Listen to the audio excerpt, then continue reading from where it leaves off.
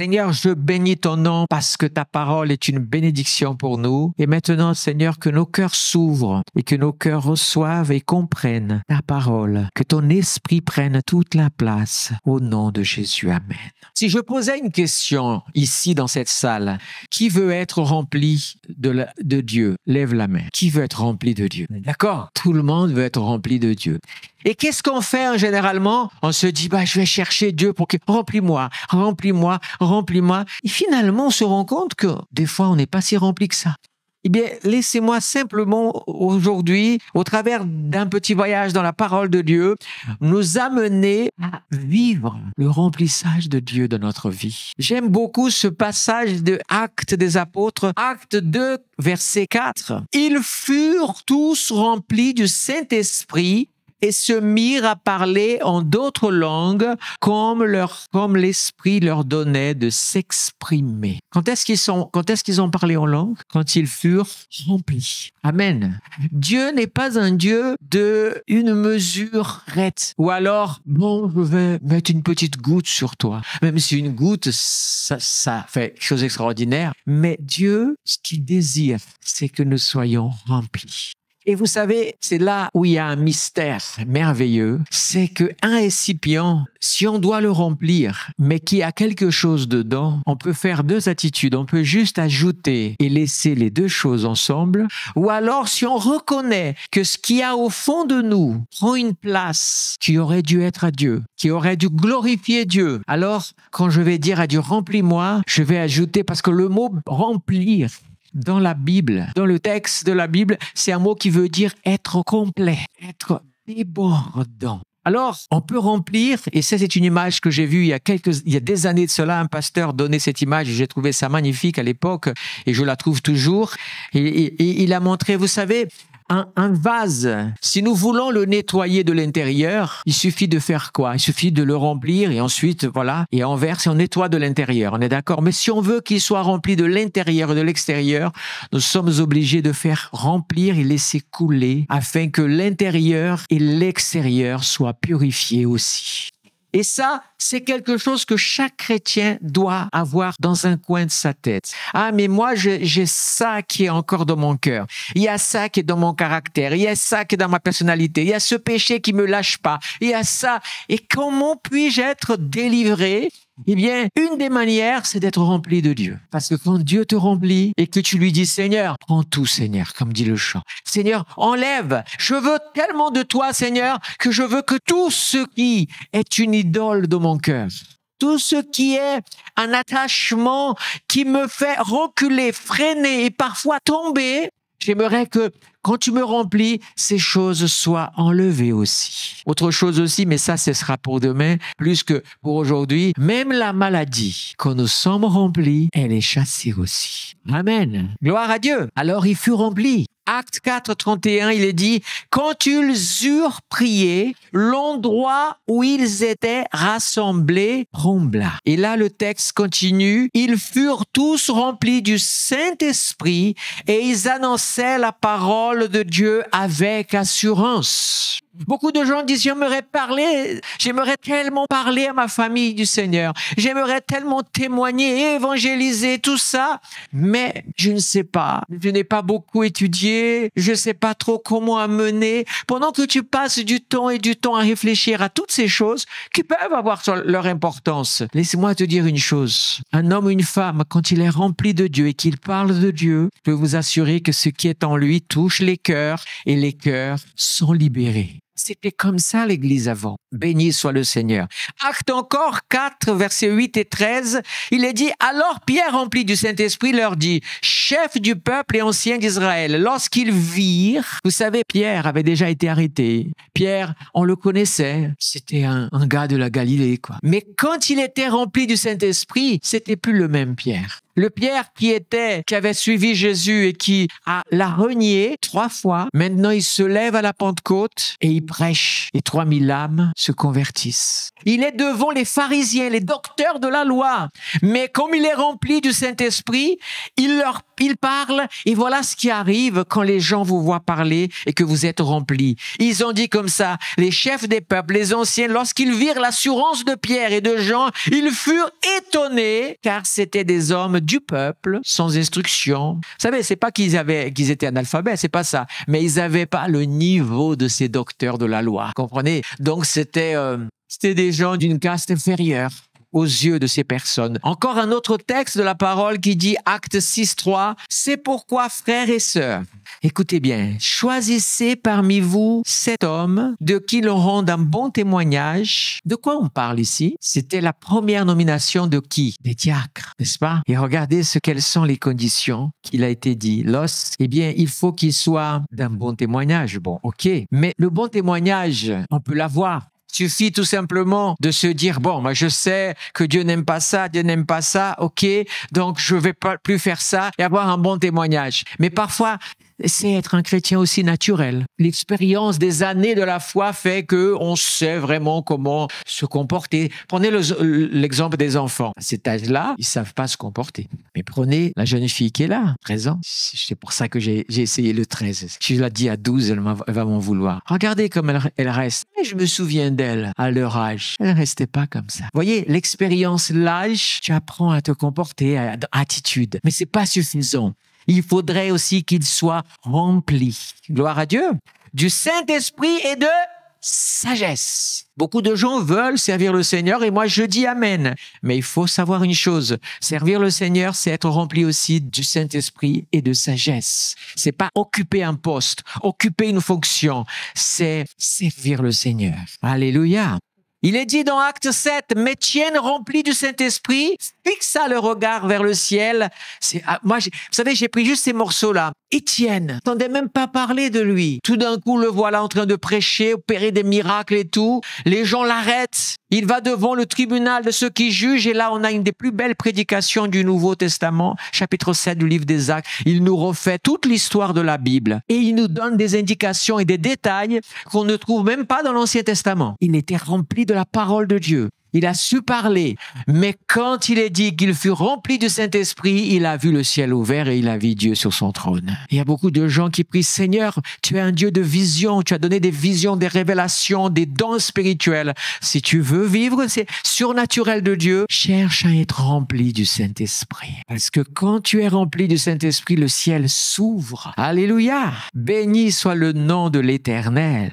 Encore le livre des Actes, chapitre 11, verset 15. Lorsque j'ai commencé à parler, le Saint-Esprit est descendu sur eux. Vous savez, c'est quoi? C'est qui? C'est Pierre chez Corneille. Quand il arrive chez Corneille, Pierre, il avance comme ça. Vous savez?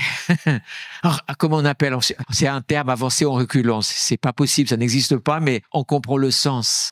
Mais ces hommes et ces femmes étaient tellement assoiffés de Dieu. Ils ne savaient pas ce qui allait leur arriver. Mais Pierre, il est en train de parler ici dans ce chapitre à toute l'assemblée de Jérusalem, aux responsables qui étaient en train de leur demander des comptes. Mais qu'est-ce que tu es allé faire chez ce païen? Tu te rends compte, Pierre? Tu es rentré dans sa maison. Oh là là là là, tu t'es souillé. Un juif ne rentre pas dans la maison d'un païen, il va se souiller. Mais Pierre va dire, mes frères, Dieu m'a mis à l'épreuve. J'ai commencé par avoir une vision où Dieu me dit de manger ce que je ne dois pas manger. Et c'était une image pour dire, ne regarde pas impur ce que Dieu a sanctifié. Toi, frère, toi, sœur, moi, nous étions tous impurs par nos péchés, par nos défauts, par toutes ces choses. Mais à mesure que nous mourons à nous-mêmes, le Seigneur nous sanctifie. Et Pierre, quand il rentre, le Saint-Esprit a dit, Pierre, j'avais simplement besoin que tu franchisses ce cap et que tu rentres dans la maison.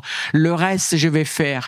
Et il a dit que quand il a commencé à parler, le Saint-Esprit est venu sur toute cette famille comme à la Pentecôte. Et Église, juste une minute. Réfléchis avec moi à ça. Qui n'a pas envie de vivre ça? Moi, j'ai envie de vivre ça. Je parle et le cœur de quelqu'un brûle. Alors, cherchons le Seigneur. Disons, Seigneur, remplis-moi, Seigneur. Je ne demande pas au Seigneur de me remplir remplir, déborder, simplement pour paraître quelqu'un qui a une onction particulière, quelqu'un qui prêche magnifique. Non, ce que je veux, moi, c'est que le Seigneur me remplisse pour faire la différence dans la vie des gens que je rencontre. C'est ça qui est important. Prier pour quelqu'un qui est malade et voir sa guérison. Alléluia. Quelqu'un venir parler et pendant que la personne parle, le Saint-Esprit est en train de montrer des choses de la vie de la personne. Je veux pouvoir parler et la personne, tout d'un coup, commence à pleurer parce qu'elle ressent qu'il y a quelque chose de puissant qu'elle n'a jamais vécu qui est en train de la chambouler.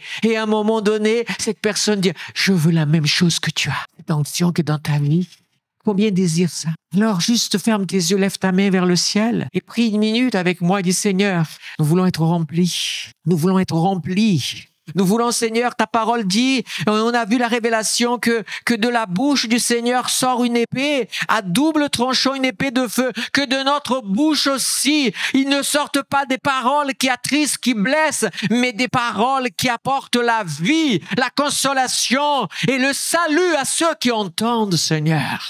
Remplis, Seigneur. Remplis-nous de toi, Seigneur. Béni soit le nom de l'Éternel. À partir de maintenant, je vais vous lire 2 ou 3 textes comme un vœu, comme une prière pour vous et pour ma vie. J'ai souligné ici le mot « je plie le genou ». C'est le texte que j'ai choisi ici, c'est d'abord Éphésiens 3, versets 14 à 21. Écoutez, c'est comme une prière. Je vais lire ce texte, mais comme faisons une prière pour nous ce soir. Que le Seigneur fasse ce qui est marqué ici dans notre vie. Voilà ce que dit Paul. Voilà pourquoi je plie les genoux devant le Père de notre Seigneur Jésus-Christ, de qui toute famille dans le ciel et sur la terre tient son nom. De temps en temps, plie ton genou devant Dieu. Lève-toi la nuit, plie le genou devant Dieu. Quand tu as un moment, tu arrives à l'église, tu arrives plus tôt, mais commence par plier le genou et prends 1 minute avec Dieu ou 5 minutes avant, en tête à tête avec Dieu. Plie le genou devant Dieu. C'est l'acte le plus merveilleux, c'est quand on plie le genou. Bien sûr que Dieu entend quand tu pries, quelle que soit la forme, mais dans la Bible, tous ceux qui ont plié le genou ont vu le ciel s'ouvrir, ont vu des choses extraordinaires. C'est un acte d'humilité. Je me prosterne devant toi, Seigneur. Toi qui es le Seigneur, qui est le Père de notre Seigneur, de qui toute la terre tient le nom. Alléluia. Tu ne pries pas devant quelque chose, une image, je ne sais pas. Tu pries devant le Seigneur qui a dit que la lumière soit et la lumière fut. Je prie. Aujourd'hui, je prie, Église, qu'il nous donne, conformément à la richesse de sa grâce, d'être puissamment fortifiés dans son esprit, dans notre être intérieur. Je veux être rempli dans mon être intérieur, de sorte que Christ habite dans mon cœur par la foi. Amen.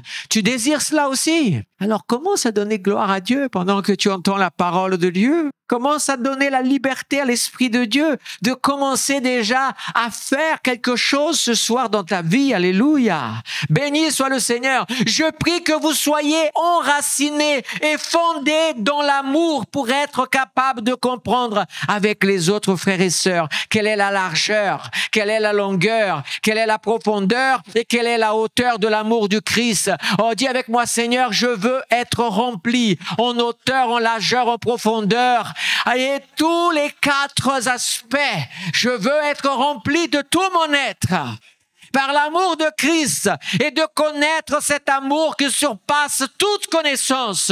Mon intelligence n'arrivera jamais au pied de celle de Jésus, afin que nous soyons remplis, écoutez bien, de toute la plénitude de Dieu. Waouh! Pourquoi des gens ne sont pas plus remplis? Parce qu'ils ne croient pas à ces paroles. Remplis de la plénitude de Dieu, ils commencent à philosopher, ils commencent à faire de la théologie. Ça, c'est pas possible parce que Dieu, ceci, cela. Mais ça, c'est pas ton problème, ni mon problème. C'est le problème de Dieu, ça. Si Dieu veut te remplir de sa présence, jusqu'à ce que parfois tu tiennes pas, que tu tombes par terre tellement, comme c'est arrivé à tellement de prophètes et d'autres. Parce que la puissance de Dieu est grande quand elle vient dans notre vie. Moi, de chair, je tiens pas debout devant la présence du roi des rois, du Seigneur des seigneurs. Alléluia. Quand le Saint-Esprit est descendu au jour de la Pentecôte, vous croyez qu'ils sont restés comme ça à parler en langue tranquille? Je vous rappelle qu'ils étaient titubants. Ils étaient que les gens quelle est l'image qu'ils ont fait de ces gens-là? Des gens ivres. Vous avez vu un ivre tenir debout comme ça? Hein? Ils tombent par terre. Et les gens disent, ils sont ivres. Regardez, ils parlent, balbutient, je sais pas quoi. Ils tiennent pas debout. Mais c'était le feu de Dieu qui avait embrasé cette congrégation-là de 120 personnes. Quand le Seigneur vient, il vient pour chambouler notre cœur et notre vie. Alléluia. Oh Seigneur, fais cela aujourd'hui dans notre vie.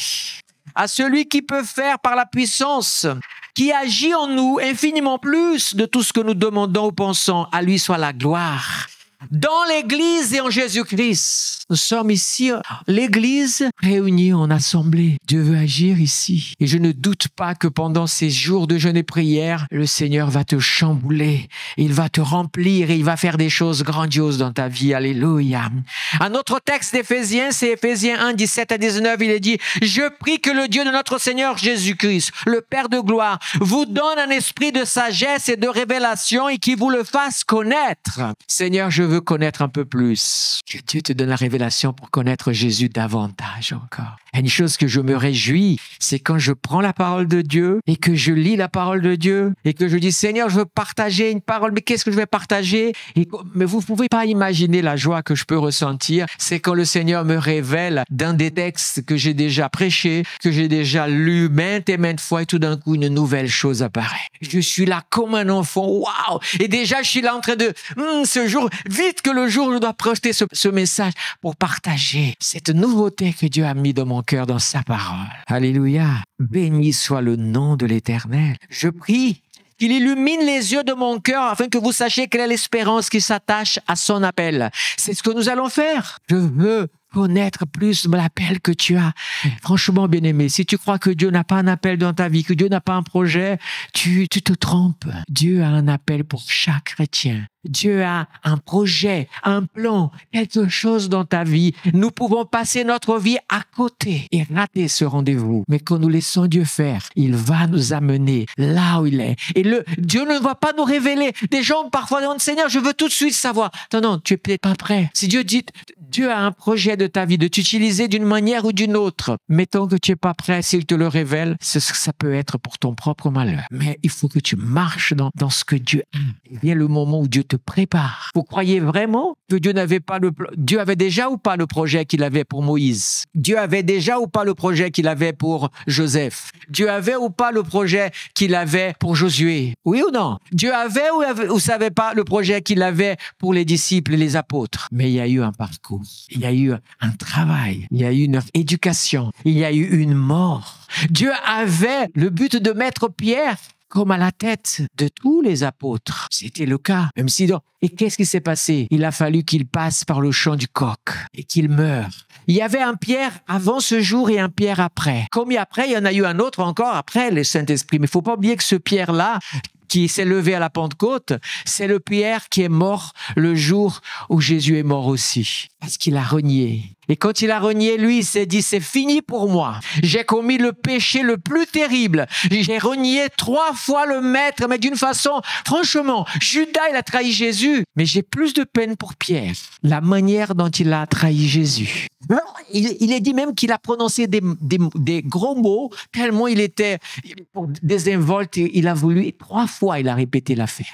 Mais Dieu lui a dit, ça y est. Pourquoi? Parce que pendant toute la période, Pierre prenait toujours la parole pour le leadership. Il était celui qui voulait vraiment. Et Dieu a dit, tu vas être cela, mais à ma manière et pas à ta manière. Mais quand il a dit, maintenant c'est fini, j'ai perdu mon ministère, j'ai perdu l'appel, j'ai perdu tout à cause de ma trahison. Et regardez, quand Jésus a dit, appelle-moi mes disciples, et il a ajouté, et Pierre. Vous savez ce qui s'est passé? C'est comme si les femmes sont arrivées. Là, le Seigneur vous appelle. Et Pierre, il a dit, moi, je sais que moi, je fais pas partie de cet appel, mais toi aussi, Pierre, il a dit que tu dois venir. Alléluia. Accepte de passer par le chemin, par la main du Seigneur. Laisse-le travailler. Et quand tu seras prêt, Dieu va agir d'une manière. On est là pour aider les chrétiens à rentrer dans leur destinée, mais pas de n'importe quelle manière. La manière dont Dieu les prépare afin que le diable ne vienne pas et ne les détruise pas à cause des brèches dans leur vie. Il est dit encore dans ce texte de Colossiens 1, 25, 27 à 29, « Car c'est d'elle que je suis devenu le serviteur conformément à la charge que Dieu m'a confiée, de vous annoncer pleinement la parole de Dieu.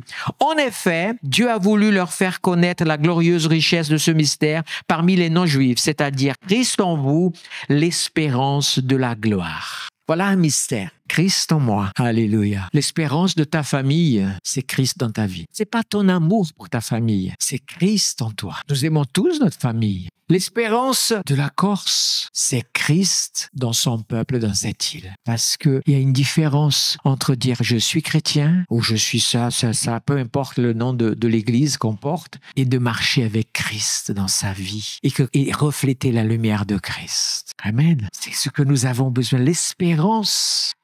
Quand il dit les Juifs ici, pourquoi? Parce que c'était les premiers qui ont commencé à recevoir l'Évangile. Ils étaient confrontés à leur religiosité parce que c'était tellement proche. Mais en Christ, il y a une espérance supérieure. Amen. En Christ, nous avons la vie éternelle et le pardon des péchés maintenant, quand nous confessons et quand nous approchons de lui. Béni soit le Seigneur. Romains 4, 20 à 22, il est dit « Il n'a pas douté par incrédulité de la promesse de Dieu, mais il a été fortifié par la foi et a rendu gloire à Dieu, car il avait pleinement conviction de ce que Dieu promet, il peut aussi l'accomplir. C'est pourquoi cela lui a été compté comme justice. » De qui parle-t-on ici? De Abraham. Abraham, il a reçu à l'âge de 75 ans l'appel. Et il a passé 25 ans à droite, à gauche, à se tromper, à faire mille et une choses. Mais Dieu, quand il a fait la promesse, il va l'accomplir. Quand il a eu 100 ans, quand il a eu 99 ans, Dieu lui a dit « Abraham, sois fidèle, sois droit devant moi. » Et Dieu lui a parlé « Tu sais Abraham, quand j'ai dit que toi et ta femme, vous allez donner une descendance qui va devenir, etc., toutes les promesses, toi tu as essayé Agar, tu as essayé ceci, tu as même pensé à ton serviteur Eliezer, mais moi je suis un Dieu de promesses. Et ce que je dis, je l'accomplis. Sarah va te donner un enfant. 100 ans, Seigneur. Là, c'est pour ça qu'il s'appelle rire, parce que c'est ce qui s'est passé. Tout le monde avait le sourire. À l'âge de quel âge? À l'âge de 75 ans. Non, je sais plus, la Bible dit l'âge, la différence d'âge entre eux. Elle était âgée. Elle ne pouvait plus avoir d'enfants. Mais la voilà enceinte. Tout le monde sourit. Comment ils ont fait? Et les gens, vous savez, les gens, comment ils sont? Pour penser à mille et une choses là. J'imagine toutes les histoires sous les tentes, etc. Oh là là, t'avais vu là, Abraham? Oh. Et les gens riaient, Le Seigneur était en train de transformer leurs larmes en rire, leur souffrance en bonheur. Il a accompli. Ce soir, j'aimerais prier avec vous. Simplement, dans un sens, on peut se lever si vous voulez vivre cette démarche à l'Éternel. Je vais vous inviter j'ai pris un texte qui est inspiré aussi de la parole de Dieu, mais j'en ai fait un texte qui dit comme ça: je veux que tout mon être soit tellement rempli de la vie de notre Seigneur. Est-ce que vous acceptez de faire cette prière en répétant avec moi? C'est comme une demande. Après, tu pourras continuer à prier avec Dieu, bien sûr, et parler, mais d'une façon prophétique, tu prononces ces paroles en disant: Seigneur, ce que je désire, c'est être rempli. Alors dites avec moi: je veux que tout mon être soit tellement rempli de la vie de notre Seigneur, que le Saint-Esprit puisse parler et agir à travers moi. Je veux toujours vivre en lui. Quelle merveille le plan divin. J'implore l'inspiration du Dieu Tout-Puissant. Je veux agir dans le Saint-Esprit. Je veux exhaler la vie divine. Exhaler, c'est donner l'odeur de Christ. Amen. Gloire à l'Éternel. Je veux la gloire, les miracles et les prodiges qui accomplissent le plan du Dieu très haut. Je veux être absorbé par Dieu. Et je ne veux rien connaître parmi les hommes que Jésus-Christ est lui crucifié. C'est 1 Corinthiens 2:2. Amen. Seigneur, nous prions parce que nous désirons voir des choses merveilleuses. Nous voulons voir ta gloire. Alléluia. Oh Seigneur, je veux déclarer cela. Oui, rempli de Dieu. Oui, rempli de Dieu. Vidé de moi et rempli de Dieu. Alléluia. Car Dieu est précieux pour moi. Car il est précieux pour moi. C'est le paradis sur terre que de connaître mon Rédempteur. Car il est précieux pour moi. Alléluia. Oh oui, je suis en feu. Oh oui, je suis en feu. Oh oui, je suis enflammé pour Dieu. Oh oui, je suis en feu. Oh oui, je suis tout en feu. Oh oui, je suis tout enflammé pour mon Dieu. Alléluia. Reçois le feu de Dieu. Reçois la flamme de l'Esprit. Qu'elle s'allume dans ton cœur. Qu'elle s'allume dans ta vie. Que ce feu qui était en train de s'éteindre, que ce feu qui était en train de dormir, que maintenant tu trouves de forces nouvelles, que tu sois ravivé, que tu sois à nouveau tout feu, tout flamme. Les désirs pour Dieu grandissent dans ton cœur. Que le réveil souffle sur ta vie. Que le Seigneur te remplisse. Que les choses qui te tiennent encore soient libérées au nom de Jésus. Sois libéré au nom de Jésus de toutes les choses qui freinent ta vie, de toutes les choses qui paralysent ta vie, toutes les choses qui t'enferment, toutes les choses qui te font souffrir et que tu n'avances plus. Ce soir, au nom de Jésus, sois fortifié. Esprit de Dieu, souffle dans cette salle. Sur chaque vie, que le souffle de Dieu vienne et fasse partir la paille de ta vie, le foin de ta vie, que tu viennes de l'or, que tu deviennes de l'argent, de l'or, qui résiste au feu et qui est purifié par le feu. Rempli de Dieu. Continue à prier, remplis-moi de toi, Seigneur. Oh, j'aime beaucoup cette déclaration, je vais la faire encore. Alléluia. Oui, rempli de Dieu. Oui, rempli de Dieu, mais vidé de moi-même. Car Dieu est précieux pour moi. Car il est précieux pour moi. Le paradis sur terre, c'est connaître mon Seigneur, c'est vivre avec lui, car il est précieux pour moi. Alléluia. Quand Dieu deviendra de plus en plus précieux dans ta vie, tu verras que tu vas fuir des péchés qu'avant tu ne fuyais pas et que tu allais même vers eux. Mais parce que tu vas mettre la préciosité de Dieu dans ta vie au-dessus de toute chose. Oh oui. Oh oui, déclare-le comme si tu étais déjà cette flamme vivante. Oh oui, je suis en feu. Oh oui, je suis en feu. Oh, je suis enflammé pour Dieu. Alléluia. Oh oui, je suis en feu. Je suis tout en feu. Je veux être tout enflammé. Je déclare au nom de Jésus que je sois une flamme, une torche vivante. Où que j'aille, les ténèbres vont voir qu'il y a de la lumière, qu'il y a du feu et ils ne font que reculer au nom de Jésus. Soyez tout feu pour le Seigneur.